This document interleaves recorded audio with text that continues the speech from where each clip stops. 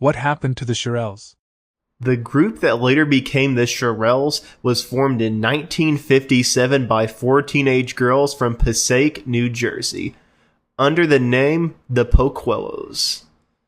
The founding members, Shirley Owens, Doris Coley, Addie Mickey Harris, and Beverly Lee, entered a talent show at Passaic High School at the suggestion of a teacher. After hearing them sing I Met Him on a Sunday, a song they had written for the show, their classmate Mary Jane Greenberg convinced the reluctant Poquellos to meet with her mother Florence, the owner of Tiara Records. After several months of avoiding Greenberg and telling her that they were not interested in singing professionally, they were booked to Tiara. By the end of the year, they had changed their name to the Shirelles, a combination of the first syllable of Owen's given name and L, reminiscent of a then popular girl group, the Chantels, after briefly using a name, the Honeytoons.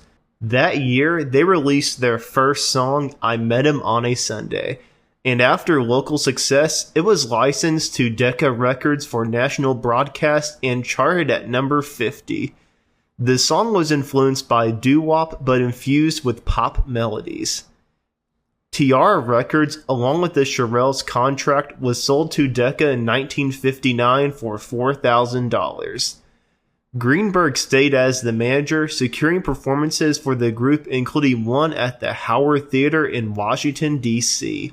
After 2 singles sold poorly, including their first release with Coley as lead vocalist of Dedicated to the One I Love, a cover of the Five Royale song of the same name, Decca returned them to Greenberg and gave up on them, considering them a one-hit wonder. On Greenberg's new label, Scepter Records, they re-released Dedicated to the One I Love as a single, which peaked at number 89. And since then, it has been attributed the low rating to poor distribution. To better promote the group, Greenberg asked songwriter Luther Dixon, who had previously worked with Perry Como, Nat King Cole, and Pat Boone and co-written the 1959 hit 16 Candles, to write for and produce songs for them, which Dixon accepted. Their first single produced with Dixon, Tonight's the Night, was released in 1960 and peaked at number 39. The success of Tonight's the Night led to the girls being booked to perform with several major artists, such as Etta James and Little Richard, and facilitated Scepter's move to a larger office. It was followed by Will You Love Me Tomorrow, written by husband-wife songwriting team Jerry Goffin and Carole King. The song went on to become the first Billboard #1 hit by an African-American girl group, possibly the first by any girl group. Tonight's the Night was later used as the title song for the 1961 album Tonight's the Night, which also included Will You Love Me Tomorrow and Dedicated to the One I Love. After the success of their singles, the Shirelles became frequent guests of Murray the K, who hosted them on his all-star rock shows on the New York radio station Winds. During the same period, they reissued Dedicated to the One I Love, which peaked at number 3, followed by Mama Said, then Baby It's You, written by Burt Bacharach, Luther Dixon, and Mac David. After that, they had Soldier Boy and Boys with saxophonist King Curtis. In 1963, Dixon left Scepter, which led to a tailing off to the number of the Shirelles singles to chart, and they never had another top 20 hit single on the Billboard Hot 100. However, they carried on performing and recording. That year, their song Foolish Little Girl reached the Pop R&B Top 10, and they had a cameo in the film It's a Mad, Mad, Mad, Mad World.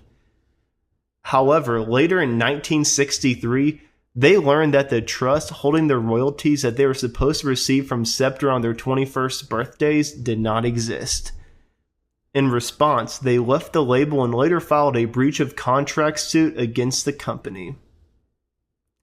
Scepter met this with a countersuit for quitting. Both suits were redrawn in 1965 after an agreement was reached. knowing that Scepter had lied about the trust disappointed the Shirelles, who felt deceived. In later years, the Shirelles declined in popularity due in part to pressure from the British invasion and the heavy competition from other girl groups including the Chiffons, the Supremes, the Ronettes, Martha and the Vandellas, and the Crystals. During this period, Coley was sometimes replaced on stage due to the latter's family commitments. The Shirelles were still bound to Scepter and thus unable to record for another company until the end of their contract in 1966. Their last single to chart was 1967's Last Minute Miracle, which peaked at number 99. After the commercial failure of their most recent releases, Coley left the group in 1968 to focus on her family. The remaining three Shirelles recorded songs for several labels, including Bell Records, RCA, and United Artists until 1971. Afterward, they toured singing their older songs and participated in the filming of the 1973 documentary Let the Good Times Roll, recording 2 songs for it.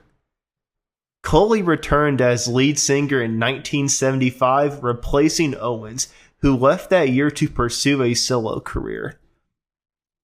In 1975, Shirley Owens recorded an album entitled With a Little Help from My Friends, named after the hit song by the Beatles, which included members of the Flamingos, the Drifters, Shep and the Limelights, the Five Satins, the Belmonts, Danny and the Juniors, Hermits, and Lala Brooks of the Crystals. Her nephew, Gerald Alston, was also the lead singer of the Manhattans, which they had a #1 hit in the late 70s with Kiss and Say Goodbye. Unfortunately, on June 10th, 1982, Addie Mickey Harris died of a heart attack in the Hyatt Regency in Atlanta, Georgia after 2 performances with the group. The following year, the remaining 3 original members performed Will You Love Me Tomorrow with Dionne Warwick on her album How Many Times Can We Say Goodbye? Several years later in 1994, when the Rhythm and Blues Foundation gave the Shirelles a Heritage Award, Kenner sang with the group's other surviving members, Miss Alston Reeves and Miss Lee, for the first time in 19 years. The threesome met again when they were inducted into the Rock and Roll Hall of Fame in 1996.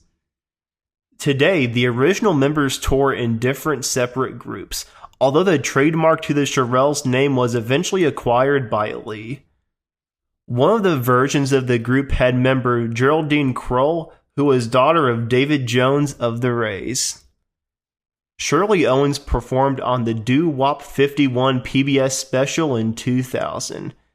She continued to tour under the name Shirley Alston Reeves and her Shirelles. Baby It's You, a musical about the band, was created and staged from 2009 to 2011. Members of the band have engaged in multiple legal battles. In 2011, they filed suit against the producers of Baby It's You for the unauthorized use of their names and likeness. They also filed suits against the record companies that claimed their royalties from Scepter, and they won both of those lawsuits. Shirley retired in 2020 from touring. Lee currently tours with new members billed as the Shirelles. Unfortunately, Doris Coley died in Sacramento, California on February 4th, 2000 of breast cancer. And that's what happened to the Shirelles. Thanks for watching. Like and subscribe if you haven't already, and let me know. Give me some facts about the Shirelles that I failed to mention, and also let me know if you want me to do more R&B, early 60s girl groups, or just Motown groups in general, because I am definitely considering that idea. Thanks for watching, and I'll see you in the next video.